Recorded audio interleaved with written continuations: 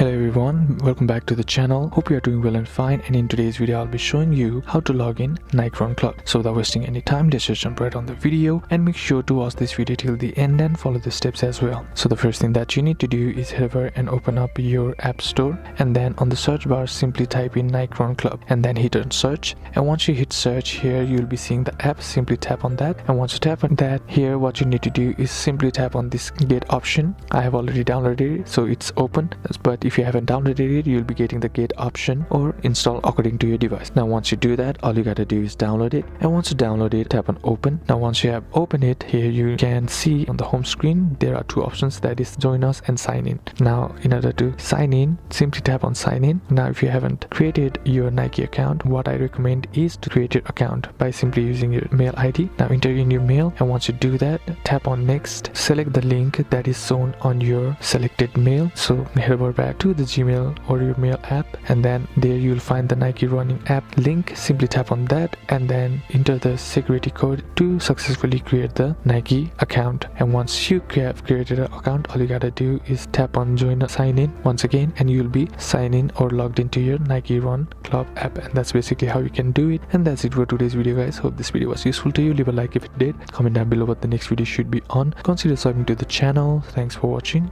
Bye bye.